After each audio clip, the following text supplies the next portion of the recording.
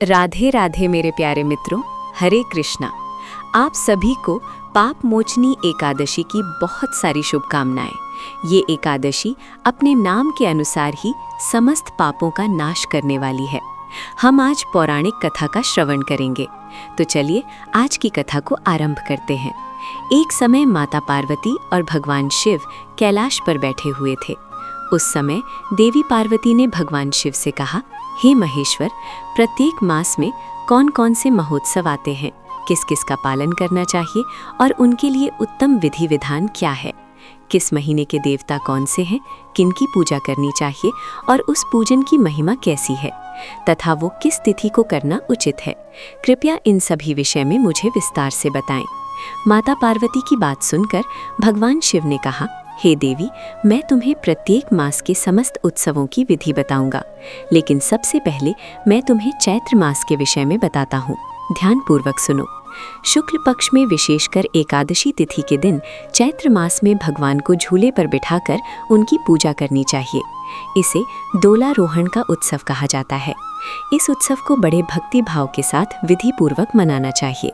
हे पार्वती, जो लोग कलयुग के पाप और दोष का अपहरण करने वाले भगवान श्री कृष्ण को झूले पर विराजमान देखते हैं, उस रूप में उनकी झांकी करते वे सहस्त्र अपराधों से मुक्त हो जाते हैं। करोड़ों जन्मों में किए गए उनके पाप नष्ट हो जाते हैं। ये समस्त पाप तभी तक मनुष्य के अंदर रहते हैं जब तक वो विश्व के स्वामी भगवान जगन्नाथ को झूले पर बिठाकर उन्हें अपने हाथ से झुलाते हैं। जो भी मनुष्य कलयुग में झूले पर बैठे हुए जनार्दन का दर्शन करता है, वो गो हत्यारे हों तो भी मुक्त हो जाते हैं। दोलो उत्सव से प्रसन्न होकर सभी देवता भगवान शिव को साथ लेकर झूले पर बैठे हुए भगवान श्री विष्णु की झांकी करने के लिए स्वयं आते हैं और आंगन में खड़े होकर हर्ष में आकर वे स्वयं भी नाचते गाते और बाजे बजाते हैं। वासुकी आदि नाग और इंद्रदेव भी इनके दर्शन के लिए आते हैं। भगवान विष्णु को झूले पर विराजमान देखकर तीनों लोकों में उत्सव होता है और सभी लोग सैकड़ों कार्य छोड़कर दोलो उत्सवम झूलन का उत्सव करते हैं।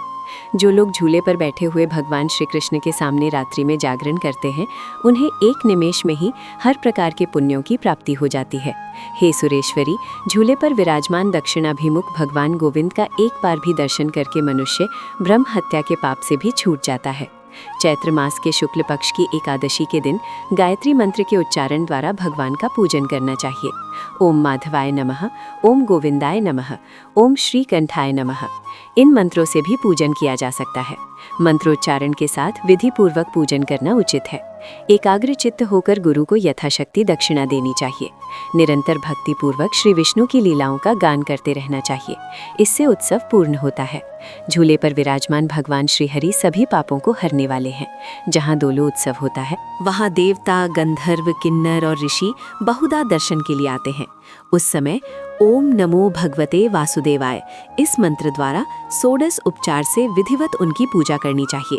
अंगन्यास, करन्यास, शरीर न्यास सब कुछ 12 अक्षर मंत्र से करना चाहिए और इस आगमुक्त मंत्र से ही महान उत्सव कार्य संपन्न करना चाहिए। नारद आदि देवश्रियों को तथा विश्वक्सेन आदि भक्तों को स्थापित करने चाहिए और उसके बाद 5 प्रकार के बाजों की आवाज के साथ विद्वान पुरुष भगवान की आरती करनी चाहिए। प्रत्येक प्रहर में यत्नपूर्वक पूजा करनी चाहिए और तत्पश्चात नारियल तथा सुंदर केलों के साथ जल से भगवान को अर्घ्य देना चाहिए। अर्घ्य देते समय इस मंत्र का उच्चारण करना चाहिए, देव देव जगन्नाथा शंख चक्र गदाधरा अर्धम ग्रहामि देव कृपामयी। और सभी लोग बारी बारी से भगवान को झुलाए। हे सुरेश्वरी, पृथ्वी पर जो जो तीर्थ और क्षेत्र हैं, वे सभी उस दिन भगवान का दर्शन करने आते हैं। ये समझकर महान उत्सव करना चाहिए। इस प्रकार कहते हुए भगवान शिव ने अब वैशाख मास के विशेष उत्सवों का वर्णन करना आरंभ किया। भगवान शिव ने कहा, वैशाख मास की पूर्णिमा के दिन वैष्णव पुरुष भक्ति, उत्साह और प्रसन्नता के साथ जगदीश्वर भगवान को जल में पधारा कर उनकी पूजा करें। एकादशी तिथि के दिन अत्यंत हर्ष में आकर गीत, वाद्य और नृत्य के साथ ये पुण्यमोत्सव करें। भक्तिपूर्वक श्री हरि की लीलाओं का गान करते हुए इस उत्सव को मनाना चाहिए और उस समय भगवान से प्रार्थना करते हुए कहना चाहिए, हे देवेश्वर, इस जल में शयन कीजिए। जो लोग वर्षाकाल के आरंभ में भगवान जगन्नाथ को जल में शयन कराते हैं, उन्हें कभी नर्क की ज्वाला में नहीं ही तपना पड़ता है। देवेश्वर, सोने, चांदी, तांबे अथवा मिट्टी के बर्तन में भगवान श्री विष्णु को शयन कराना उचित है। पहले उस बर्तन में शीतल और सुगंधित जल रखकर विद्वान पुरुष उस जल के भीतर श्री विष्णु को स्थापित करे, गोपाल या श्री राम नामक मूर्ति की स्थापना करे अथवा शालिग्राम शिला को ही स्थापित कर सकते हैं। कोई भी प्रतिमा जल में रख सकते हैं। उससे होने वाले पुण्य का कोई अंत नहीं है।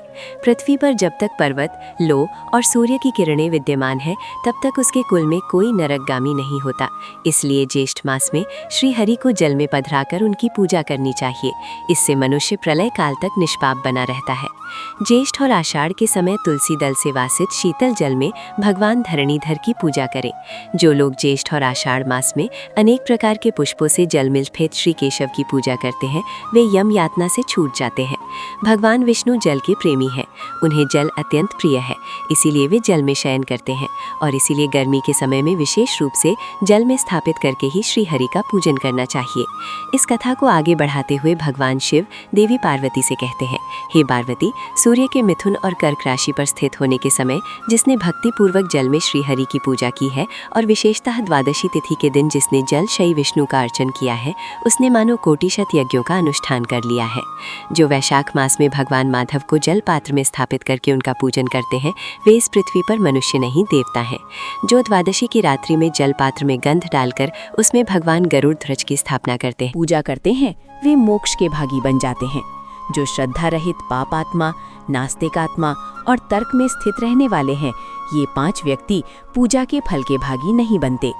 इस प्रकार जो जगत के स्वामी महेश्वर श्री विष्णु को सदा जल में रखकर उनकी पूजा करता है, वो मनुष्य सदा के लिए महापापों से भी मुक्त हो जाता है। जल में भगवान की पूजा करते समय इस मंत्र द्वारा जल को अभिमंत्रित करना चाहिए और ये मंत्र है, ओम क्लीम कृष्णाय गोविंदाय गोपी जनवल्लभाय नमः। उसके बाद अर्घ अर्पित करने के लिए इस मंत्र का उच्चारण करें। देवदेव महाभाग श्रीवत्स कृतिलांचन महादेव नमस्तेस्तु नमस्ते विश्व भावना। अर्धम गहाण भोदेव मुक्तिम देहि सर्वदा। हे देवदेव महाभाग, श्रीवत्स के चिन्हों से युक्त महान देवता, विश्व को उत्पन्न करने वाले भगवान विश्वरूप नारायण मेरा अर्घ ग्रहण करें और मुझे सदा के लिए मोक्ष प्रदान करें। जो मनुष्य इस प्रकार से नाना पुष्पों को अर्पित करके गरुड़ासन भगवान विष्णु की पूजा करता है, वो समस्त बाधाओं से मुक्त होकर श्री विष्णु के सायुज्य को प्राप्त करता है। द्वादशी के दिन एकाग्रचित होकर रात्रि में जागरण करके अविकारी और अविनाशी भगवान विष्णु का भक्तिपूर्वक भजन करना चाहिए। इस तरह भक्ति की इच्छा रखने वाले पुरुषों को भक्ति भाव से तत्पर होकर भगवान विष्णु का वैशाख संबंधी उत्सव मनाना चाहिए।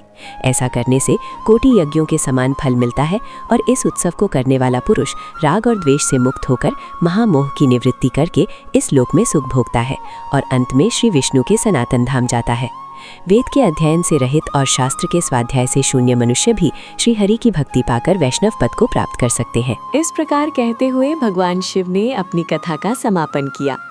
तो ये थी आज की पाप मोचनी एकादशी कथा। हमें आशा है कि ये कथा आपने पहली बार सुनी होगी और आपको अच्छी लगी होगी। अगर ऐसा है तो इसे लाइक कीजिए और अपने मित्रों में सभी को शेयर कर दीजिए। राधे राधे, हरे कृष्णा।